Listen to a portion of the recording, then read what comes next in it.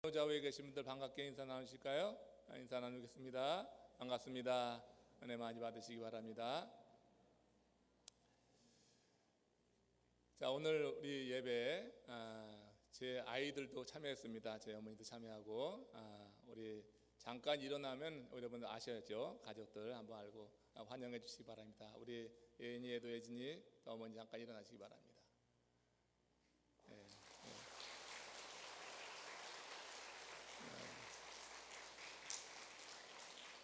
제가 이제 한 달 만에 아이들을 보는데 아주 큰 기쁨이 있습니다. 아이들을 보는 그 기쁨은 또 여러 성도님들 보는 기쁨과 좀 차원이 다른 것 같아요. 하나님이 주시는 기쁨이 아주 컸습니다. 지난 금요일에 우리 아이들을 데리고 가까운 비치에 나갔다가 아주 제가 감동을 했습니다. 뭘 보고 감동했냐면 하늘을 보고 감동했습니다. 정말 이 플로리다의 하늘이 저 북쪽의 하늘하고 이렇게 다르구나. 더 푸르고 더 넓고 더 맑다고 하는 것을 이번 비치에 다녀오면서 느낄 수가 있었어요. 그 감동이 있습니다. 하늘이 꼭 짜면 파란물이 나올 것 같고 정말 구름도 아주 걸맞게 걸려 있어서 정말 하늘을 보는 기쁨이 남다르다 하는 생각을 해봤습니다. 정말 큰 감동을 받았는데 이 감동이 내년에도 지속될까 하는 생각을 해봅니다. 여러분, 세상이 주는 감동이라고 하는 것이 시간이 흘러가면은 반감되죠. 그리고 그게 계속 반복되다 보면은 무덤덤해지는 거 아니겠어요? 이 플로리다 지역에서 오래 사신 여러분들은 하늘 봐도 큰 감동이 아마 크지 않을 거예요, 저희보다는. 근데 저는 지금 하늘을 많이 바라보고 있습니다. 그렇게 넓을 수가 없고 그렇게 시원할 수가 없고 그렇게 마음에 큰 기쁨을 줄 수가 없습니다. 그러나 이런 감동이 기쁨이 그렇게 늘 한결같이 반복되지 않는다고 하는 것은 그것도 세상 것이기 때문이다 하는 겁니다. 저희가 달라스에 있을 때 10년 전입니다. 그곳에는 눈을 볼 수가 없죠. 달라스는 우리 여기 플로리다 지역보다 더 덥습니다. 더 뜨겁습니다.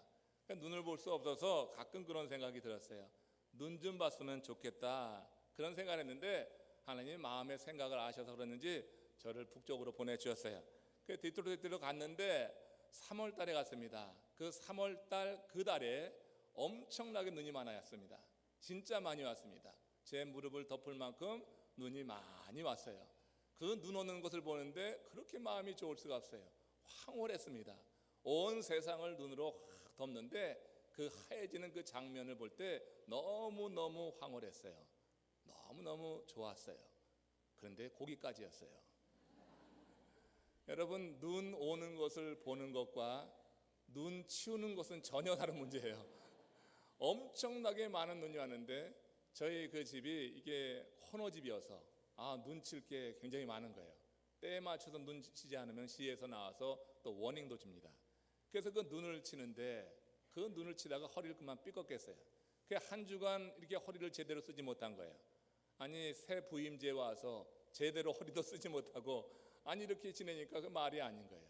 그 허리를 그렇게 다치고 나서부터 눈이 오는 게 무서워. 눈물이 오는 게 무서워요.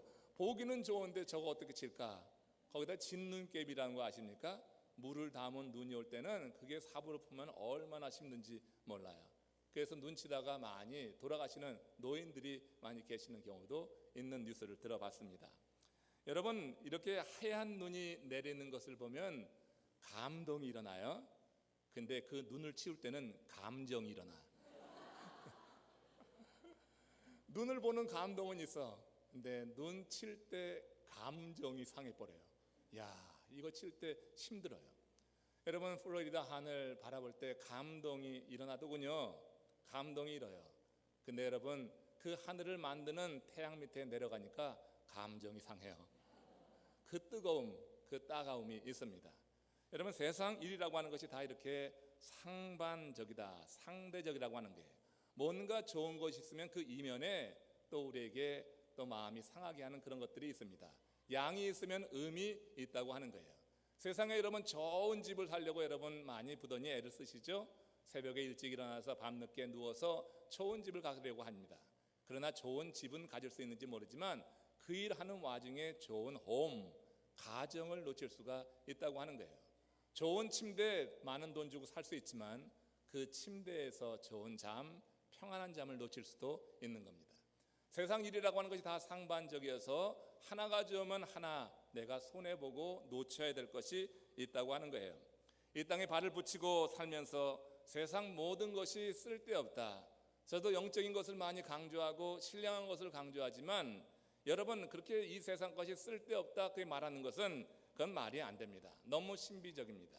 우리 주님께서도 그 나라와 그 일을 구하면은 이 모든 것, 먹고 마시고 입고 쉴 모든 것을 우리에게 더하여 주신다고 했거든요. 주님이 인정한 것을 왜 우리가 부정해요? 주께서 이 땅에 우리에게 주신 것을 누리시기를 바랍니다. 먼저 그 나라와 그 의를 위해서 살면서 하나님이 우리에게 주시는 것을 누린다고 하면 하등 잘못된 것이 없는 것입니다. 이 땅에 발붙이고 살면서 세상 것 필요 없다, 어떻게 도인처럼 그렇게 살 수는 없는 것입니다. 그러나 이 세상의 것만 관심하고 목숨 걸고 사는 것은 그것은 잘못된 거다, 이런 생각을 합니다. 상대적인 것, 변하는 것에 우리의 모든 관심과 집중이 있어서 우리가 영원한 것을 놓치고 산다고 하면 그것은 분명히 잘못된 것이다.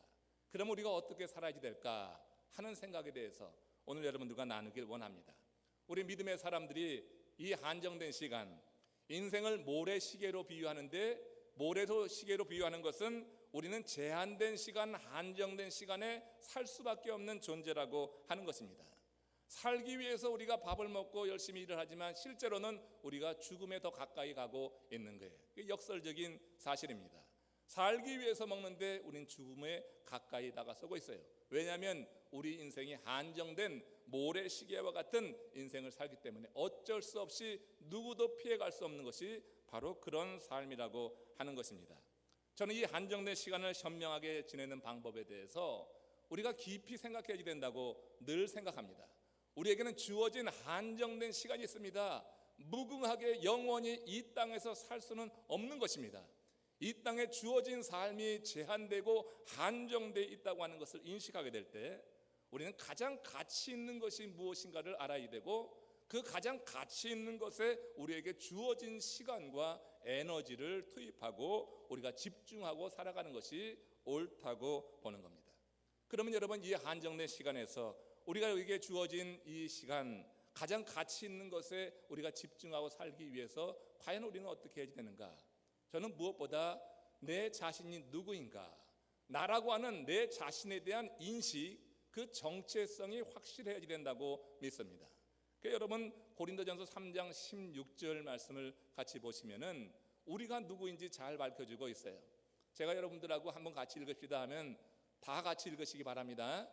저만 읽게 하지 마시고 합독할 때는 크게 합독하고 잘 맞춰서 읽는 겁니다. 시작. 여러분은 하나님의 성전이며 하나님의 성령이 여러분 안에 거하시는 것을 알지 못하십니까? 이게 사도 바울의 인식입니다. 여러분이 다 하나님의 성전이라고 하는 거예요. 그래서 성전이기 때문에 하나님의 성령이 그 안에 거하는 거예요. 하나님의 성전에는 하나님의 성령이 거해야 될 줄로 믿습니다. 예루살렘 성전이 망하게 될 때 거기서 하나님의 영광이 동문을 통해서 빠져나갔다니까요. 하나님의 영광이 동문을 통하여 빠져나가고 나서는 그 성전은 더 이상 성전이 아니라 건물일 수밖에 없는 것이고, 하나님이 굳이 돌볼 필요가 없는 그런 건물에 불과하다고 하는 것입니다. 여러분, 하나님의 성전에는 성령이 운행해야 될 줄로 믿습니다. 우리를 가리켜서 하나님의 성전이라고 했습니다. 그리고 그 안에 하나님의 성령이 거하는 것을 알지 못하느냐? 믿음으로 구원받은 하나님의 백성은 하나님의 성전입니다. 그리고 우리 속에 거하시는 성령의 임재를 여러분들이 경험해야 됩니다. 성령이 여러분들을 이끌어가고 성령이 여러분 다스리는 것을 여러분 고백할 줄 알아야 됩니다. 그럼 내가 누구인지 분명해지는 것입니다. 하나님의 성령이 내 속에 거하기 때문에 우리가 어떻게 살아야 될지가 여기서 정해지게 되는 거예요. 거룩한 삶을 의미하는 겁니다. 거룩이라고 하는 것은 세상과 다른 것, 구별된 것을 말하는 거예요. 거룩이라고 하는 것이 여러분 목소리 깔고 찬양하고 옆구리에 두꺼운 성경책 끼고 다닌다고 거룩이 아니라고 하는 겁니다. 진실로 거룩한 것은 구별된 삶입니다. 세속과 구별된 삶, 세상적 가치관과 지금 다른 거룩한 가치관을 세우고 살아가는 것, 이게 거룩이라고 하는 거예요. 우리가 하나님의 성전이고 그 안에 성령이 거하는 사람은 거룩하게 살아야 돼요.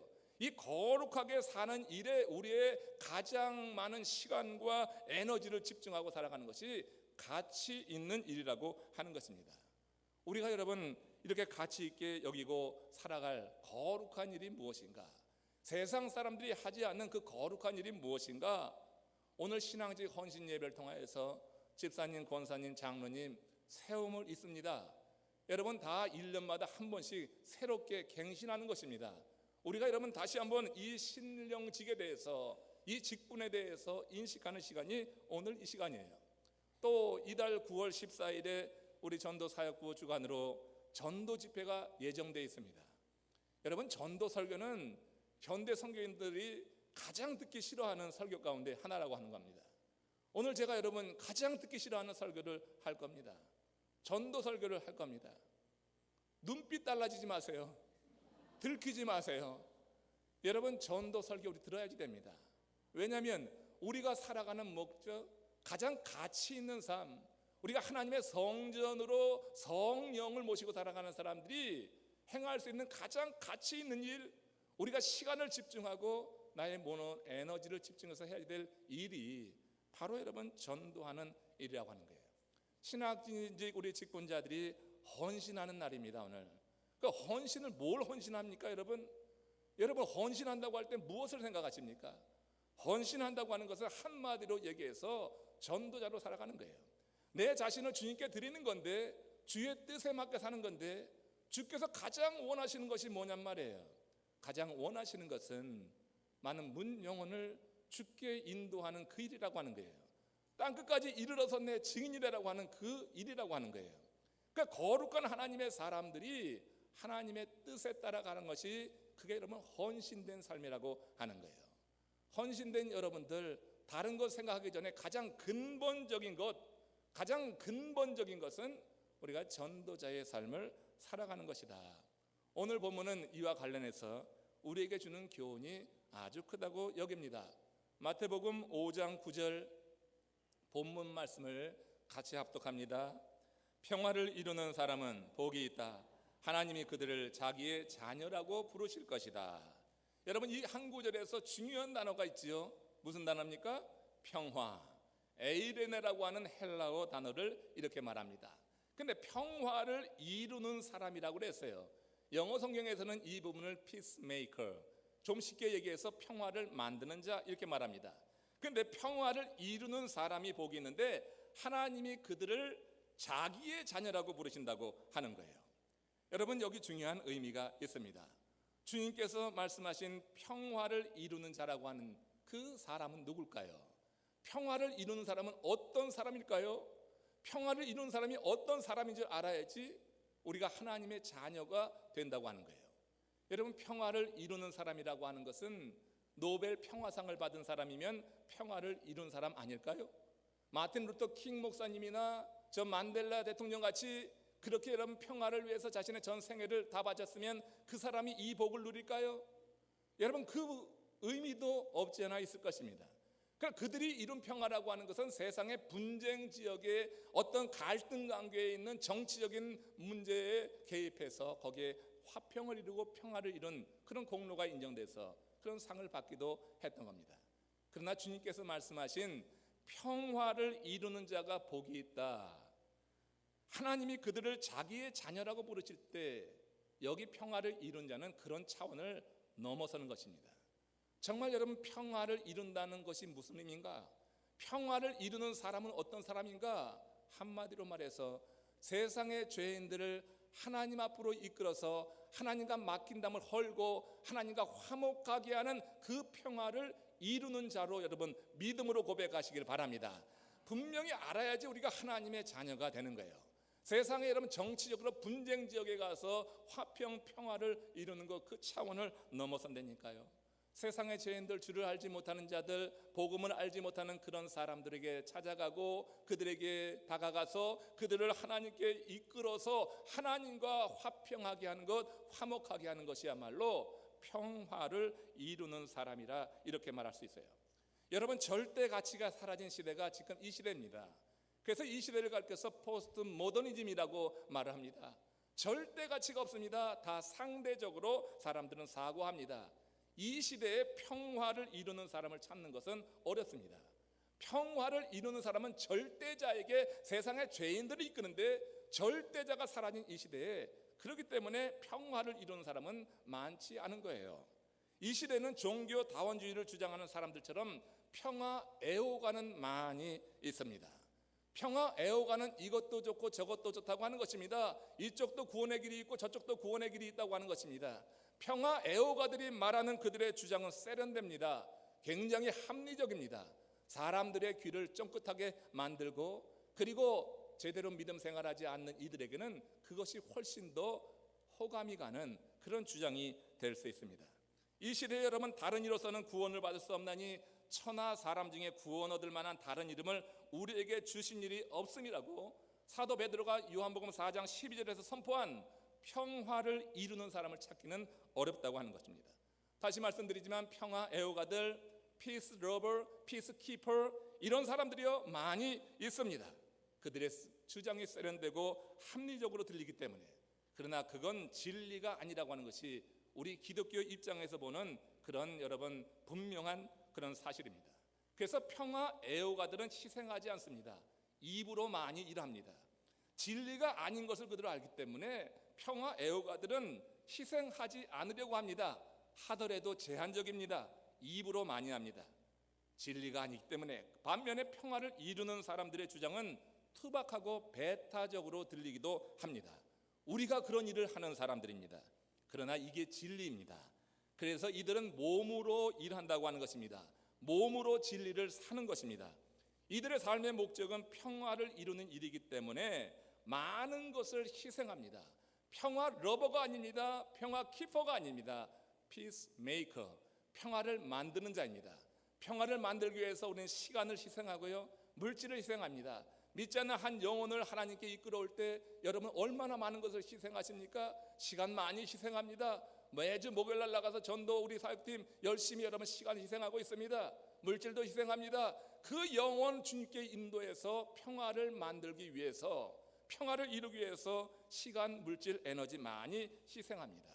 진리를 알기 때문에 그 진리를 위해서 희생한다고 저는 보는 겁니다. 그렇기 때문에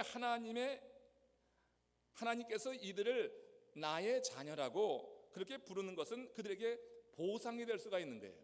평화를 이루는 자들은 복이 있나니 하나님이 그들을 하나님의 자녀로 부를 것이다 했어요. 그러니까 그것은 하나의 보상이 되는 겁니다. 여러분, 여기에 중요한 포인트가 하나 있어요. 그게 무슨 말이냐면 누구나 다 하나님의 자녀가 아니라고 하는 거예요. 이 말은 주님의 말씀입니다. 아멘. 예수 그리스도께서 하신 말씀입니다. 그러니까 평화를 이루는 자는 복이 있다고 그랬어요. 하나님이 그들을 자기의 자녀라고. 평화를 이루는 자가 하나님의 자녀지, 평화를 사랑하는 자, 평화를 keeper, 뭐 이런 lover, 이런 사람이 하나님의 자녀가 아니라 평화를 만드는 peacemaker가 나의 자녀라고 하는 거예요. 그러니까 누구나가 다 하나님의 자녀가 아니라 평화를 이루는 일에 헌신하는 자. 직분자가 뭡니까? 집사, 권사, 장로가 뭡니까? 평화를 이루는 일에 관심을 기울여야지 됩니다. 평화 애호가로 만족하는 사람들이 많이 있어요. 평화 애호가는 하나님이 자녀라고 부르지 않는다고 하는 거예요. 평화를 이루는 사람을 내가 나의 자녀라고 부를 것이다. 오늘 남부플로리다 연합감리교회 여러 성도님들은 하나님의 자녀 되시기를 주의 이름으로 축원합니다.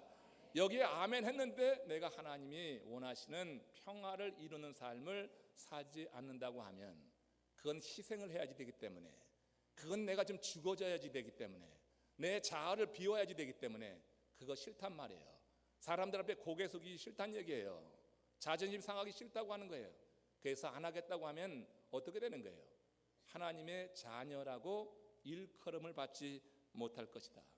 누구나 다 하나님의 자녀가 아니라 평화를 이루는 사람, 피스메이커가 나의 자녀, 하나님께서 그렇게 불러주신다고 하니 이 일에 희생하는 것이 힘들지만 하나님이 그렇게 말씀하심으로 그것이 보상이 되어서 여러분들 평화를 만드는 모든 사람들은 더욱더 열심히 이 일을 위해서 헌신하시기를 주의 이름으로 축원합니다.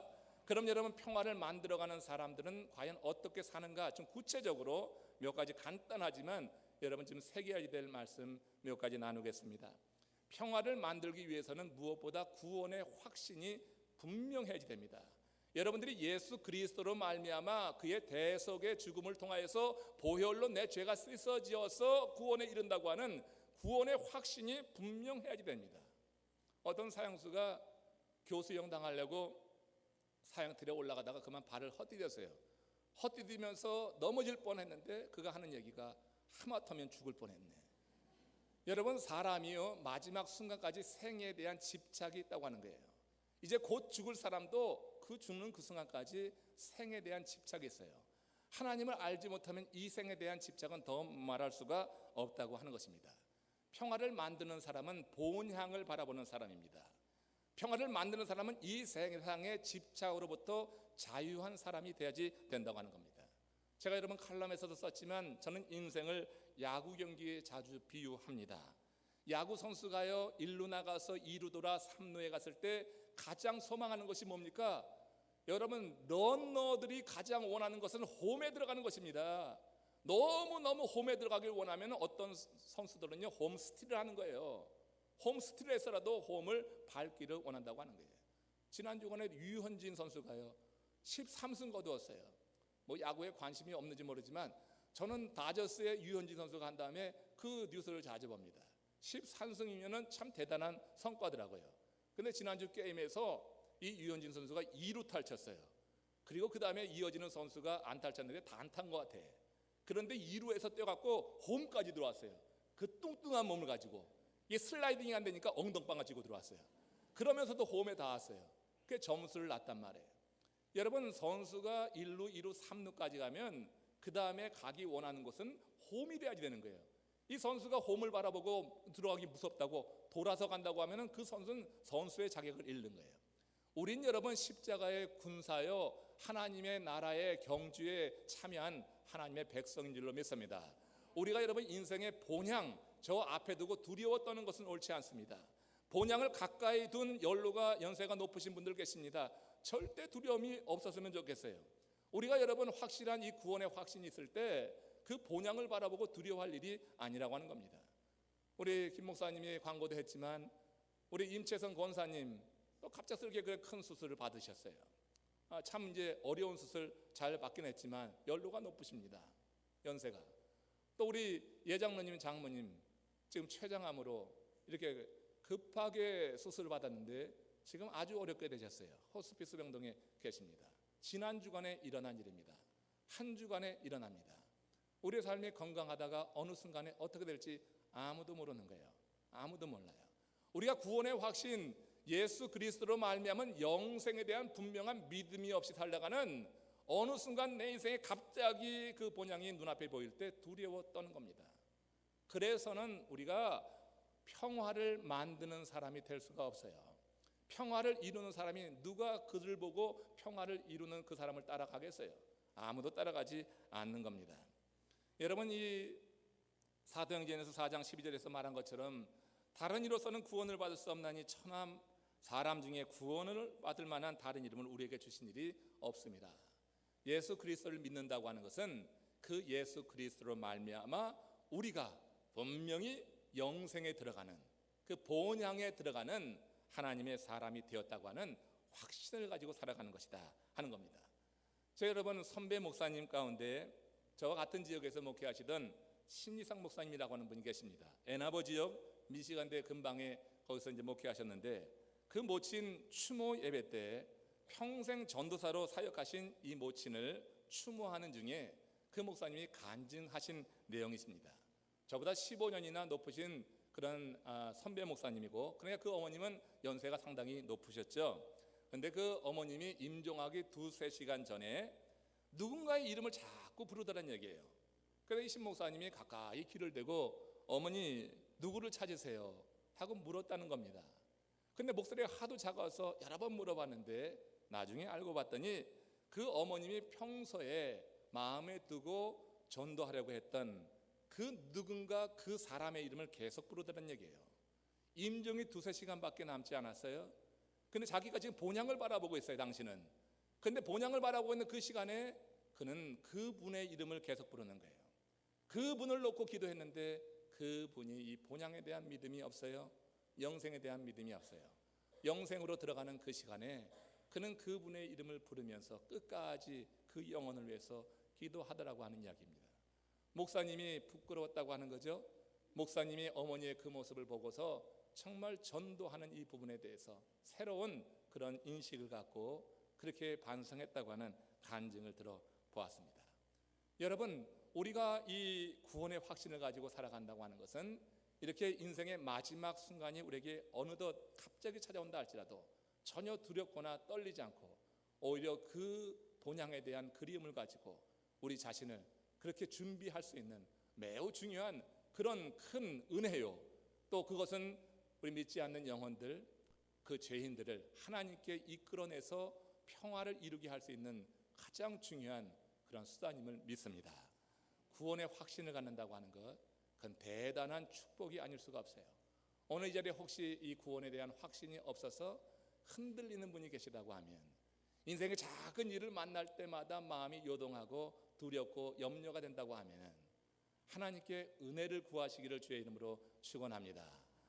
믿음은 하나님이 선물로 주시는 거예요. 갈급한 심령에게 하나님이 선물로 주실 때 그런 믿음을 가지고 이 험한 세상, 앞을 예측할 수 없는 이 세상에서 우리는 바른 길을 온전히 갈 수 있다고 믿습니다. 또 우리의 평화를 이루는 사람은 구원의 확신과 함께 말씀의 반석에 굳건히 서 있어야 된다. 말씀을 알지 못하고는 누군가를 바로 인도할 수가 없는 거예요. 자기 임의로 설명하죠. 말씀을 가지고 바로 지도할 수가 없는 거예요. 관심을 갖고 다가오는 사람에게도 제대로 지도해 줄 수가 없는 거예요. 하나님의 말씀에 여러분 반드시 서 수 있기를 원합니다. 시편 119편 56절 말씀 보십시오. 이 말씀에 보면은 다윗이 왜 흔들리지 않았는가 하는 것을 분명히 알 수 있는 대목이 있어요. 같이 읽겠습니다. 내 소유는 이것이니 곧 주의 법도를 지킨 것입니다. 다윗은 자랑할 것이 정말 많은 사람이었는데 그 인생을 정리하면서 그렇게 고백을 했어요. 나의 소유는, 내 소유 가운데 가장 큰 것은 주의 법도를 지킨 것이다. 여러분, 어떻게 이 주의 법도를 지킨 것이 소유가 될까요? 무형적인 것인데, 무형적인 그것이 이 다윗에게는 가장 큰 소유가 됐다고 고백을 하고 있는 거예요. 여러분, 천국행 패스포드는 세상에 쌓아놓은 물질, 세상에 쌓아놓은 권세, 명예 이런 것이 아닙니다. 천국행 패스포드, 천국행 열쇠는 정말 이 다윗처럼 주의 법도를 지킨 것이 되어야 될 줄로 믿습니다. 여러분들의 소유는 과연 무엇입니까? 여러분들이 자랑하는 거 있죠? 성도들 안에도 조금 자랑하고 싶은 게 있죠? 이것저것 자랑하는 거 저도 들어봅니다. 자랑하는 거 많이 있더라고요. 자랑할 때는 기쁘게 듣고 웃으면서 듣습니다. 그러나 너무 세상 자랑이 많으면 마음으로 좀 껄쩍지근합니다. 주를 자랑하는 것, 내 주를 자랑하고 주의 말씀을 자랑하고 주 안에 살아가는 그 삶을 자랑할 때 주의 종의 마음에는 기쁨이 있습니다. 그러나 여러분, 세상적인 건 너무 많이 자랑하면은 그 자랑으로 인해서 혹시 실족할까봐, 그분이 실족할까봐, 그 영혼이 잘못될까봐 너무 세상 것에 집착하는 그 모습 보면은 마음이 안쓰럽습니다. 우리 남부플로리다 연합 감리교 여러분들은 하나님을 자랑하시기를 주의 이름으로 축원합니다. 다윗처럼 주의 법도를 지킨 것이 나의 소유입니다. 정말로 자랑할 것도 많고 내세울 것도 많지만 그 모든 것보다 나는 주의 법도를 지킨 것이 나의 소유로 내가 자랑할 수 있는 것입니다. 이런 부분에 대해서 세상 사람들은 관심 없어요. 그러나 구원 얻은 사람들, 하나님을 만난 사람들은 이 말이 무슨 의미인지 아는 거예요. 주의 법도를 지킨 것이 나의 가장 큰 소유가 된다고 할 때, 그때 여러분 그 사람의 삶을 보고 한 영혼이 주님께 관심하고 주께 돌아와서 평화를 이루는 그 삶을 이루어낼 줄로 믿습니다. 1886년 겨울이었습니다. 서울 정동에서 사역을 하고 있던 언더우드 선교사에게 낯선 사람들이 몰려왔습니다. 그들은 황해도 설계에서 온 사람들이었어요. 먼 거리를 걸어서 왔습니다. 이유를 알고 봤더니 언더우드 선교사에게 세례를 받기 위해서 온 것입니다. 그 지역에서 복음을 어떻게 전해 들었는데, 그래서 은혜를 받고 신앙생활을 하는데 그 지역에는 사역자가 없는 거예요. 목사님이 안 계셨어요. 그래서 소문소문 듣고 멀리 이 정동까지 와서 언더우드 선교사님을 만났다고 하는 겁니다. 이 언더우드 선교사님은 처음에 그들을 보고 좀 당황해했습니다. 그들이 어떤 배경을 갖고 있는지 몰라서. 그러자 그 사람들이 옷을 하나씩 벗기 시작합니다. 옷을 벗고 뒤를 돌아서는데 그 뒤를 돌아선 모습을 보고 언더우드 선교사님이 큰 감동을 받은 거예요. 그들은 그 뒤에 어깨에 투박한 나무 십자가를 만들어서 다 하나씩 지고 있었던 것입니다. 나를 따라오려거든 자기를 부인하고 자기 십자가를 지고 따를 것이라고 하는 그 말씀을 글자 그대로 행한 거예요. 순진하니까. 그 순진한 하나님의 말씀대로 살려고 하는 그 순진함을 보고 선교사님이 크게 감동을 받아서 그 자리에서 세례를 베풀었다고 하는 그런 일화가 전해집니다. 여러분, 이렇게 어려운 상황 속에서 말씀대로 사는 성도를 보면 하나님은 크게 기뻐하는 겁니다. 여러분, 주의 종의 마음에도 말씀대로 살려고 하는 그분들이 가장 큰 감동을 줍니다. 다르게 감동 주려고 애쓸 필요도 없습니다. 정말 여러분들이 말씀대로 살려고 하는 것, 어려운 거 다 압니다. 힘든 사정에 있는 분들 이제 점점 알아갑니다. 그런 분들이 말씀 안에 살려고 하는 모습을 볼 때 제 마음에 감동이 있습니다. 하나님 마음에도 감동이 있으리라고 믿습니다. 여러분, 성도들이 목회자의 마음에 감동 주는 거 여러분 중요합니다. 제 마음에 감동이 일어날 때 그때 여러분 기도가 나옵니다. 기도라고 다 똑같은 기도가 아닙니다.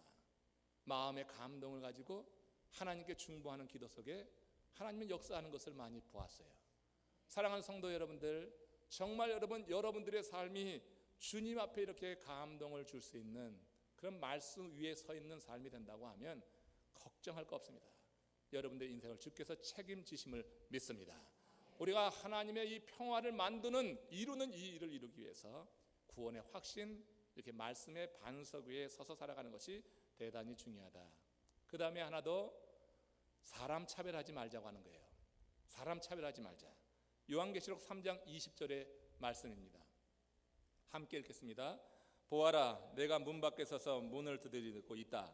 누구든지 내 음성을 듣고 문을 열면 나는 그에게로 들어가서 그와 함께 먹고 그는 나와 함께 먹을 것이다. 주님의 말씀입니다. 주님께서 누구든지 내 음성을 듣고 문을 열면 나는 그에게로 들어가 그와 더불어 먹고 그는 나와 더불어 먹을 것이다. 주를 영접하는 자에게는 구원의 문이 열린다고 하는 거예요. 주님은 사람 차별하지 않는 거예요. 누구든지 내 음성을 듣고 문을 열면, 그랬어요. 누구든지. 주님은 누구든지 다 환영하십니다. 사람 차별하지 않는데 주를 따른다고 하는 성도들이 사람 차별할 때가 있어요. 저는 여러분, 하나님의 은혜가 보이는 교회는 이거 분명히 없어져야 된다고 생각합니다. 사람 차별하면 안 됩니다. 주님은 사람 차별 안 하는데 요즘 여러분 교회 안에서 사람 차별하는 경우가 있어요. 은연중에 있습니다. 이런 거 여러분 깊이 회개해야지 됩니다. 여러분, 평화를 이루는 사람은 사람 차별해서는 안 됩니다. 주의 사랑, 그 공급 받았으면 그 사랑 가지고 우리는 정말 하나님이 귀히 여기는 그런 사람, 한 인격체를 그렇게 보고 대하고 살아가야 되겠다. 세상에서도 사람 차별 당합니다. 세상에서 차별당하는데 눈물 나는데 교회에 들어와서 사람 차별당하면은 이것처럼 기분 나쁜 일이 없는 거예요. 우리 교회가 하나님의 은혜가 보이려고 하면 이런 차별이 없기를 바랍니다. 세상의 모든 것 주 전에 나와서 예배할 때 내려놓으시고 주님 안에서 우리는 하나의 그저 순수한 아들이요 딸이다. 우리 모두가 다 하나님의 백성이라고 하는 인식을 갖고 살 때 우리는 다 모두를 환영하고 품고 나갈 수 있는 그런 사람들이 될 거예요. 직분자들 더욱더 명심하십시오. 앞서서 일하는데 지도자로 세워졌는데 사람 차별하면 안 됩니다. 목장에 사람들 올 때 사람 차별하면 안 됩니다. 외모를 보고 차별하면 안 됩니다. 다 품어야지 됩니다. 같이 가야지 됩니다. 그럴 때 그가 변화되고 성숙되게 되고 그도 또 나중에 더욱더 신실한 삶을 살아갈 수 있는 것이다 하는 거예요. 주를 영접한 모든 사람들 주님께서는 구원의 문을 열어주셨습니다. 우리 교회의 문이 활짝 열릴 수 있기를 축복합니다. 누구나 들어와서 쉼을 얻고 누구나 다 주 안에서 평화를 누릴 수 있는 그런 교회 될 수 있기를 원합니다. 평화를 이루는 사람은 주의 사랑 가지고 사람 차별하지 않고 다 주의 마음으로 품고 나갈 수 있어야지 된다. 여러분, 제가 어린 시절에 TV에서 큰 화재가 난 것을 방영한 적이 있습니다. 70년대입니다. 거의 40년 전 일인데, 그때 일이 여러분 뚜렷합니다. 대형각 호텔 사건입니다. 대형각 호텔 거기 불난 거 TV로 중계했었습니다. 그 중계하는 장면을 봤어요. 여러분, 그 당시 호텔 다니는 사람들이 색안경 끼고 봤습니다. 호텔 가면 이상하게 봤습니다. 그런데 여러분, 그 불났을 때 사람들이 옥상에 올라가고 창에서 손을 막 흔들고 그럴 때 헬기가 이제 날아가는데 헬기 기장이요, 그 밧줄 내려서 그 사람들 구해냅니다. 그럴 때 여러분, 사람 봐가면서 줄 내리지 않더라고요. 그 호텔 방에서 뭐 하고 있었는지 모르지만 그냥 손 흔들면 내리더라고요. 그 줄 잡은 사람이 구원 얻는 거예요. 생명을 얻는 거예요. 여러분, 우리 주님 앞에 나와서 우리가 어떤 삶을 살았는지, 과거가 어떤지, 이건 여러분 뒤의 일입니다. 내가 지금 주님 앞에 손을 내민다고 하면은 좋으신 우리 하나님께서는 우리의 손을 확 붙잡아 주실 줄로 믿습니다. 내 음성을 듣고 문을 열면 내가 너로 들어가, 그로 들어와 먹고 그는 나로 더불어 먹을 것이다. 멕시코 해안에서 한 노인이 파도에 밀려온 불가사리를 잡아서 바다로 막 던지고 있었습니다. 지나다 한 청년이 물었어요. 할아버지, 이 멕시코 해안에 그 불가사리 떼가 널려져 있는데 그걸 언제 다 바다로 돌려보내려고 그렇게 애를 쓰고 계세요? 그냥 헛수고하지 마시죠. 그때 이 노인이 그 청년에게 이런 대답을 합니다. 고개를 숙이고 허리를 숙여서 불가사리 한 마리를 딱 집어 올렸어요. 그리고 이 불가사리를 저 바다를 향해서 냅다 던지고 하는 이야기가, 지금 저 한 마리에게는 의미가 있지. 지금 바로 저 한 마리에게는 의미가 있다. 내 손에 붙잡힌 바 된 저 한 마리에게는 의미가 있다고 하는 거예요. 우리가 여러분 모든 사람을 구원할 수는 없잖아요. 우리가 여러분 한정된 시간 공간에 살아가는데 어떻게 우리가 모든 사람, 믿지 않는 사람에게 다가가겠어요? 그러나 여러분, 여러분들이 손길이 미칠 그런 지점에 한 영혼이 여러분들의 손을 기다리고 있을지도 모른다고 하는 사실을 여러분 인식하시기를 바랍니다. 그 영혼을 내가 붙잡을 수 있잖아요. 그 사람에게 찾아갈 수 있잖아요. 그들을 찾아서 여러분 은혜의 바다로 던져야 되잖아요. 그렇지 않으면 여러분 이 광야 같은 인생에 그들 다 메말라 죽는 거예요. 물질적으로 풍성화 같은데 기름기는 흐르는데 영혼이 메말라 죽는 거예요.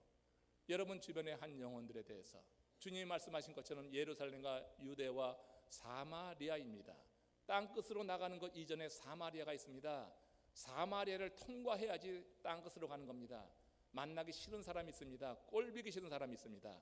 나에게 수치심을 준 사람도 있습니다. 그러나 그들이 형제요 자매요 우리와 함께하는 사람일 수 있어요. 그들에게 여러분 손을 내미셔서 그 노인이 불가사리를 짚듯이 우리도 사람 차별하지 말고 주의 사랑을 가지고 우리가 붙잡을 때 그 영혼이 구원받아 돌아오는 기쁨을 하나님이 여러분들에게 풍성히 주실 줄로 믿습니다. 끝으로 평화를 이루는 사람은 최선을 다하는 겁니다. 최선이라고 하는 것은 산모가 아이를 낳을 때 힘쓰는 것 같다. 옛날에는 산모들이 집에서 아이를 낳습니다. 집에서 아이를 낳을 때 이 산모가 자기 방으로 들어갈 때 들어가면서 한번 뒤를 돌아다 봅니다. 그리고 그 테마루에 놓여 있는 고무신을 쳐다보고 들어갔다고 해요. 왜냐하면 이 고무신 다시 볼 수 없기 때문이에요. 그러나 여러분, 이 고무신 다시 볼 수 없다고 해서 생산을 중단하는 그런 산모는 아무도 없어요. 죽을지언정 들어가서 아기를 낳는 거예요. 우리가 최선을 다한다고 할 때 끝까지 다하는 것을 의미합니다. 주의 복음을 전해서 내가 평화를 이루는 사람이 된다고 할 때 중단에 포기하는 것이 아니라 끝까지 한 영혼을 놓고 행해 나갈 수 있는 거다. 그 신목사님 어머님처럼 마지막 저 앞에 지금 본향이 기다리고 있는데 두세 시간 전에라도 그의 이름을 부르는 그런 최선이 한 영혼에 큰 감동을 줄 수 있다고 하는 거예요. 몇 해 전 겨울입니다. 폭설이 내렸습니다. 주말이었어요. 저희 둘째 아들 여기 와 있는데 예도가 저랑 영화 구경을 가자고 해서 제가 영화 구경 갔습니다. 둘째 아들이 영화 구경 가자고 하면 만사를 제쳐놓고 저는 갑니다. 아이들이 그렇게 말할 때가 많지 않아서 그저 부탁해주면 고마워서 그냥 어디든 갑니다. 그 영화를 보고 나와 집으로 전화를 하려고 하는데 눈이 엄청 내렸어요. 걱정할까봐 전화를 하려고 했는데 주머니에 손을 넣으니까 셀폰이 없는 거예요. 차 어디에 떨어졌나 싶어가지고 얘도 전화를 가지고 제 번호로 전화를 했어요. 근데 무소식이에요. 차에도 없는 거예요. 바로 얼마 전에 새로 갱신을 해서 공짜로 얻은 새 전화예요. 근데 이게 왜 중요하냐면 내 일생에 처음으로 카메라 폰이었어요. 이게. 이 카메라 폰을 갖는 게 그때 참 너무 갖고 싶었는데 그때 카메라 폰을 처음 가졌어요. 근데 그게 새로 갱신해서 얻었는데 그때 이제 없어지고 만 거예요. 아무리 차여도 없어요. 뭐 그렇게 속상할 수 없었어요. 한참을 차에 있다가 할 수 없이 집으로 차를 몰고 왔습니다. 오던 중에 계속해서 이 카메라 폰이 생각나는 거예요. 이 전화 셀폰이 생각나서 도저히 그냥 갈 수가 없어요. 그래서 얘야 한번 다시 가보자. 우리 아들하고 다시 차를 이제 유턴 해가지고 극장으로 가서 파킹했던데 차를 세워두고 그다음에 이제 우리가 저 영화관에 들어갔던 길을 한번 그대로 쫓아가 보자. 그래가지고 아들하고 둘이 고기를 쫓아갔어요. 눈이 엄청 내려가지고 이제 이게 발을 덮을 정도가 됐는데 발로 이렇게 눈을 쓸어가면서 아예 전화를 가지고 이제 전화를 하는 거예요. 아무리 전화해도 아무 소리가 안 들려요. 마음은 초조해요. 이거 나와야지 되는데. 근데 어느 지점 갔는데 그 번호로 전화했는데 따르릉 하는 거야. 좀 기뻐해요. 이럴 땐 같이 기뻐하세요. 따르릉 하는 거야. 따르릉 하는 너무 좋은 거예요. 따르릉 하는데 어디서 있는지 모르잖아요. 눈이 잔뜩 쌓여있는데. 그래서 그 눈을 다 해질 거 보니까 어느 한 지점에 그 바닥에 이 카메라 폰이 거기서 때르릉 하면서 아빠 나 여기서 하는 것 같이 그렇게 기다리고 있는 거예요. 그걸 주웠을 때 그 감동을 아십니까? 그 감동 여러분 대단한 겁니다. 그거 주워가지고 얼마나 좋았는지 제가 여러분 그때 감동을 잊을 수가 없어요. 그때 그 감동, 그때 그 생각을 하면서 제가 한 번은 이런 설교를 한 적이 있어요. 주님이 잃어버린 한 양을 찾아 나서는 그 대목인데 누가복음 15장 4절입니다. 같이 읽겠습니다. 너희 가운데서 어떤 사람이 양 100마리를 가지고 있는데 그 가운데서 한 마리를 잃으면 99마리를 들여두고 그 잃은 양을 찾을 때까지 찾아다니지 않겠느냐. 이 구절이 그렇게 공감이 되는 거예요. 이 말씀이 찾을 때까지 찾아다니지 않겠느냐, 잃어버렸으면 찾을 때까지 찾아다니지 않겠느냐. 하나님이 우리를 부르신 이유가 같은 겁니다. 같은 마음을 가지고 잃은 영혼을 찾기 위해서 우리를 부르신 줄로 믿습니다. 우리를 구원해 주신 이유, 우리가 하나님의 사람이 되고 우리가 직분자로 세워지게 되는 것은 우리를 부르신 그 이유가 있는 거예요.